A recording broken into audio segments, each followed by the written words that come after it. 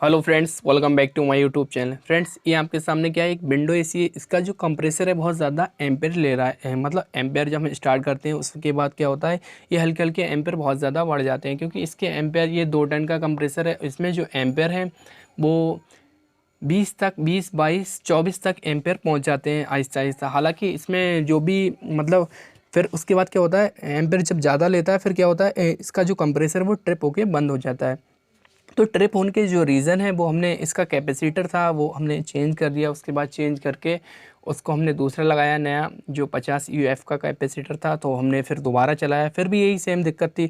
तो इसमें मोस्टली जो अगर एम्पेयर बहुत ज़्यादा बढ़ते हैं तो यही दिक्कत होती है कि थर्मास्टेट या फिर सर्विस की दिक्कत होती है। फ़िलहाल इसकी सर्विस भी एकदम ओके थी, कोई दिक्कत नहीं थी इस समय। तो ये क्लीन था एकदम। और प्लस इसका जो कैपेसिटर था वो भी हमने चेंज कर दिया, वहाँ पे भी ये दिक्कत मतलब सॉल्व नहीं हुई। और उसके बाद हमने मतलब जो वोल्टेज थे, सबसे पहले वोल्टेज चेक किया, उसके बाद सर्विस, उसके बाद हमने ये देखा कि कैपेसिटर तो वीक नहीं है। कैपेसिटर भी हमने चेंज किया तो उसके वोल्टेज भी ठीक थे और सर्विस में एकदम ठीक था। सर्विस भी एकदम ओके थी, ये गंदा नहीं था। जैसे कि अगर सर्विस की दिक्कत होती इस कंडीशन में क्या होता है, इसका हीट एक्सचेंज नहीं होती या फिर इसके एपरेटर पे आगे बहुत ज़्यादा डस्टी होता है। इस वजह से भी ये इसकी ब्लोअर की स्पीड बाहर मतलब कम हो जाती और फिर क्या होता, ये एम्पेयर हाई लेता। तो ये सारी चीज़ें हमने देखी स्टेप बाय स्टेप, सब कुछ ठीक था, ओके था, एकदम प्रॉपर तरीके से था। बट इसमें क्या है, फिर भी एम्पेयर बहुत ज़्यादा ले रहा था। तो कंप्रेसर हमने फिर क्या किया, कंप्रेसर को हमने डायरेक्ट चलाया। और कंप्रेसर डायरेक्ट चला के उसके बाद हमने देखा कि इस कितनी देर तक चलता है। तो उसमें भी सेम यही दिक्कत थी, जो हमारा कंप्रेसर था वो फिर एम्पेयर बहुत ज़्यादा लेने लगा आहिस्ता आहिस्ता। तो इसमें हमने जो फॉल्ट ट्रेस किया वो फ्रेंड ये था कि इसका जो कंप्रेसर है वो फॉल्टी है, क्योंकि इसकी बेंडिंग जो है हमने टेस्ट करी थी ऊपर से, तो बेंडिंग भी ठीक दिखा रहा था, कोई दिक्कत नहीं थी। और इसको हमने डायरेक्ट चलाया तब भी 5 से 10 मिनट तक चलता था। उसके बाद एम्पेयर बहुत ज़्यादा हो जाते थे। तो एम्पेयर जब ज़्यादा हो जाते थे फिर ये क्या करता था, ट्रिप होके बंद हो जाता था। तो ट्रिप होने के जो रीज़न हैं वो मैंने फ्रेंड्स आपको बताना है कि आप इस मतलब कैसे उसको ठीक कर सकते हैं।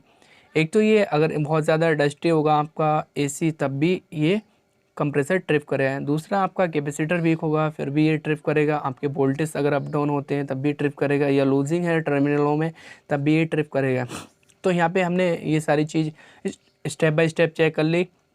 तो इसमें जो फॉल्ट था वो कंप्रेसर में था, तो हम इसी वजह से इसको हम कंप्रेसर को निकालना है और कंप्रेसर को निकाल के दूसरा हमें चेंज करना है।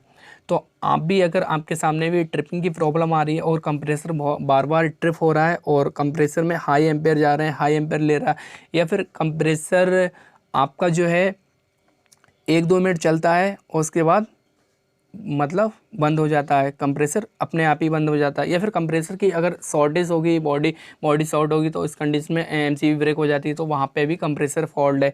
और इसमें जो फॉल्ट है वो अंदर वाइंडिंग में फॉल्ट है, इसकी जो वाइंडिंग है उसमें ही फॉल्ट है, क्योंकि कंप्रेसर थोड़ी देर चलने के बाद उसके बाद जस्ट बंद हो जाता है। 5 से 10 मिनट तक चलता है। उसके बाद क्या है, एम्पेयर जो है 7-8 एम्पेयर होते हैं 1.5 टन के, तो उसमें क्या है, हल्के हल्के 10, 12, 13, 14, 15 हल्के हल्के जाके 24 तक जाता है। फिर इसके बाद ये क्या होता है, ये ट्रिप होके बंद हो जाता है। तो फ्रेंड्स, आपको क्या है, स्टेप बाय स्टेप अगर कभी भी ये दिक्कत आती है तो आपको क्या चेक करना चाहिए, आपको सर्विस चेक कर लेना चाहिए, आपको कैपेसिटर चेक कर लेना चाहिए, प्लस जो फ़ैन स्पीड है, फ़ैन स्पीड को भी चेक कर लेना चाहिए कि फ़ैन की स्पीड जो है एकदम प्रॉपर है या नहीं। हमने फ़ैन स्पीड भी चेक कर ली, वो भी एकदम प्रॉपर है, एकदम अच्छे से काम कर रही, कोई दिक्कत नहीं है। इसकी जो रिले है वो भी एकदम ठीक है, पीसीबी जो है वो भी ठीक है, कोई ऐसी दिक्कत वाली बात नहीं है, पीसीबी अपना प्रॉपर तरीके से वर्क कर रही है। तो ये सारी चीज़ आपको अपने माइंड में रखना और स्टेप बाय स्टेप चेक कर लेना। यहाँ पे लूजिंग नहीं रहना चाहिए, जहाँ पे इसके टर्मिनल होते हैं कॉमन रनिंग स्टार्टिंग, वहाँ पे भी आपको देख लेना है कि अच्छे से प्रॉपर तरीके से काम कर रही है या नहीं कर रही है। तो ये चीज़ चेक कर लेना, आपकी प्रॉब्लम सॉल्व हो जाएगी। तो फ्रेंड्स, आपको अगर वीडियो अच्छी लगी हो वीडियो को लाइक कर दो और चैनल पर न्यू विजिट किया चैनल को सब्सक्राइब कर दो। Thank you for watching.